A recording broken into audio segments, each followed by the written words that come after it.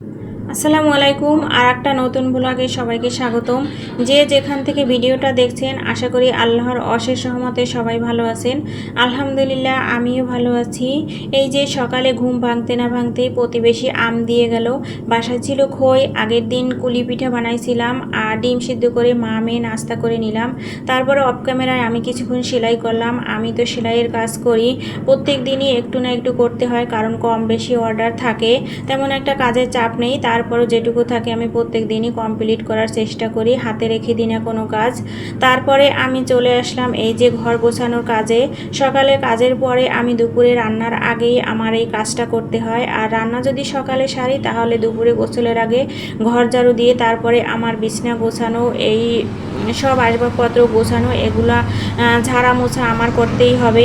যেন সকালবেলা এরকম আমার তেমন কোনো কাজের চাপ থাকে না, যেহেতু সারাদিনই তো বাসার ভিতরে থাকি, সারাদিনই ঝাড়া মোছা করি, রাত্রে তারপরে পরিষ্কার ঝাড়া মোছা দিয়েই আবার ঘুমাই। সকালে দেখা যায় শুধু বিছনাটা গোছানো ছাড়া আর কোনো কাজই থাকে না।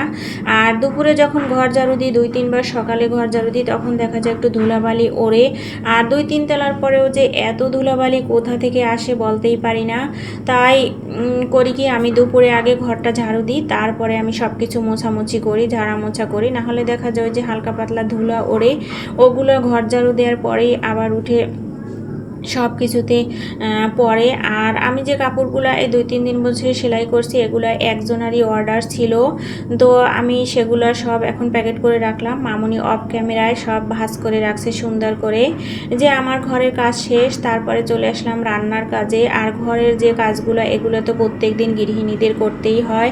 আর আমার এগুলো করতে কখনো ক্লান্ত লাগে না, আমার ভালোই লাগে। আমি ঘরের ভিতরে সারাক্ষণ এই ঝাড়া মোছার কাজই করি, কারণ আমার মনে হয় যে এইটা এইখানে রাখা ঠিক হয় নাই, ওইটা ওইখানে রাখা ঠিক হয় নাই। একটা জিনিস বারবারই আমি এ জায়গা থেকে ও জায়গা সরাই সরাই তারপরে সেট করি, কারণ আমার মনে হয় যে এইটা এরকম রাখলে ভালো হবে, ওইটা এরকম রাখলে ভালো হবে। এই জন্য, যেহেতু সারাক্ষণ ঘরের ভিতরেই থাকি, এজন্য এরকম মনে হতেই পারে।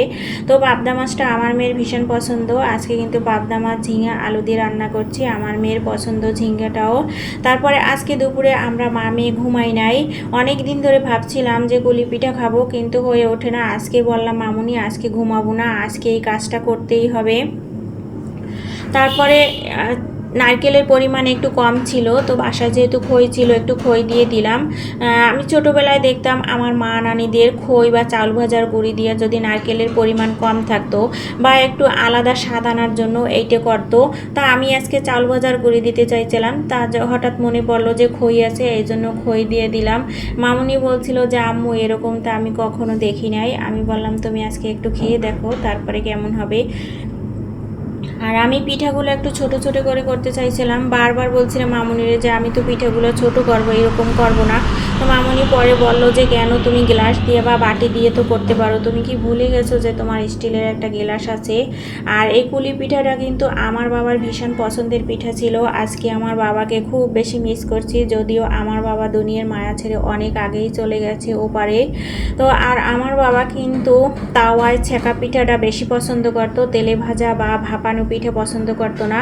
আর আমার আম্মু পছন্দ করতো সবসময় ভাপানো পিঠা, তাই 2 ধরনের পিঠা করা হইতো। আর আজকেও কিন্তু আমি ভাপানো পিঠা করব, কারণ মামুনিকে বলছিলাম যে মামুনি ভাপানো পিঠা করব, ভাজবো না। বলছিল ঠিক আছে, ভাজাটা দিতে ভাপানো পিঠাটাই বেশি ভালো হবে, স্বাস্থ্যকর হবে। এর জন্য কি করলাম, আজকে ভাপাইলাম পিঠাটা। এই যে আমাদের পিঠা বানানো শেষ মামের, এখন এই যে বসাই দিলাম রাইস কুকারে ভাপাতে। তো ভাপানো কিন্তু হয়ে গেছে, পিঠাটা একদম প্রপারলিভাবে হয়ে গেছে, দেখতে যেরকম সুন্দর, খেতেও কিন্তু অনেক মজা হয়েছে। আমার আজকের ভিডিওটা এ পর্যন্ত, দেখা হবে পরবর্তী কোনো ভিডিওতে। সে পর্যন্ত সবাই ভালো থাকবেন, সুস্থ থাকবেন। আল্লাহ হাফেজ।